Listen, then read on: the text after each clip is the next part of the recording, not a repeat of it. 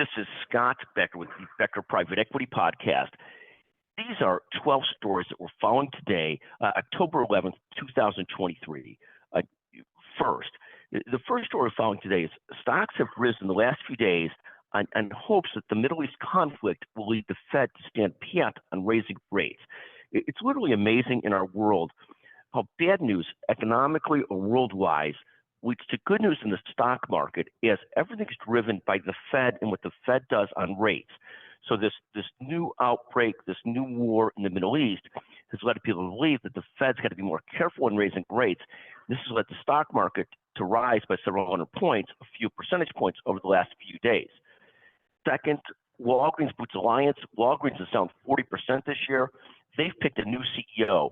The former head of Express Scripts, Tim Wentworth, is going to take over Walgreens Boots Alliance not a moment too soon.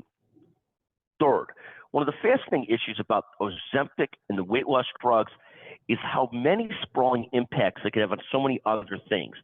Again, I have this core thesis, and I've talked to Dr.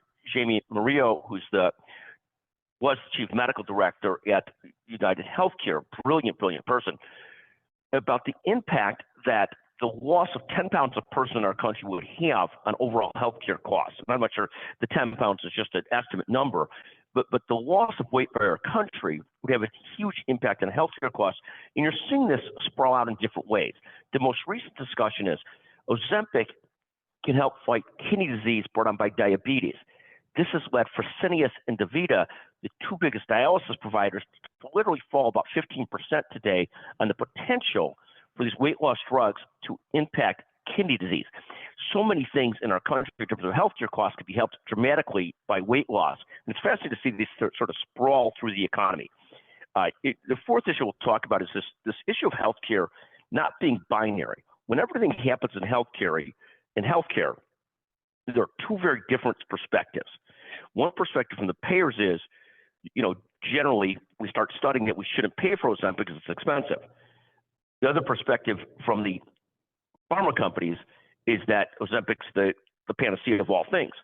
The truth on most things is the answer is somewhere in between. It's not binary. It's somewhere in between. It's probably not as bad as the payers say it is. It's probably not as good as the pharma companies say it is. But somewhere in between is the real right answer. This story we found today, absolutely fascinating to listen to the book by brilliant writer Michael Lewis, a famous writer about financial issues and business issues, just really, the author of Liar's Poker, the author of so many great books about Sam Bankman-Fried as the trial of SBF and FTX continues. The book is called Going Infinite, The Rise and Fall of a New Tycoon, but really great to watch. The sixth story we're watching today is a great piece in the Wall Street Journal, which I was thrilled to see was a nonpartisan piece. Essentially says, "Wake up, Washington." It calls for a bipartisan effort to strengthen the U.S. military to help deter the increase in regional wars across the world.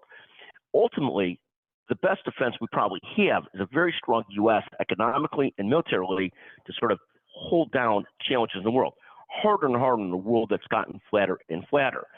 Also thrilled yesterday to see President Biden speak out strongly on behalf of Israel's right to defend itself. Seventh story we're following today. Great to see Derek Fish and Mark Blum, the CEO of Next Realty, pick up a much-needed victory. It's been a while since they've had that good a victory. Eighth, thrilled to see the Becker Private Equity Podcast ranked number one in the country yesterday and in the Apple Business News rankings. Ninth, I'm excited to see Rob Gronkowski interviewed by Nader Sami, the CEO of Nimble Solutions, at the Becker's Healthcare 28th Annual Business and Operation of ASC's meetings. A special thank you also to teammates at Becker's Healthcare, Jason Grady, Ginny Agizio, Crystal Kazaka, and Heidi Simon for all of their great help. Ninth, or 10th, great to consult yesterday with brilliant athlete and investor Peter Flanzer. His motto is essentially go for it and keep on chugging forward, keep plugging along. Just a great leader and great inspirational person. Again, Peter Flanzer. Finally, a couple other issues. Very excited for a record-size Becker's Healthcare CEO Roundtable this November 13th, starting November 13th in Chicago. We'll have President George and Laura Bush speaking, as well as Carly Lloyd, great soccer player, and Alex Rodriguez, Jessica Cole for more information. Finally, and lastly, well, two quick things. great to visit with Oliver Keown, Dr. Oliver Keown, who runs Intuitive Ventures, the venture capital arm of Intuitive. Just incredibly brilliant people in Intuitive who started the Da Vinci robot, and have become the worldwide leader in robotic surgery.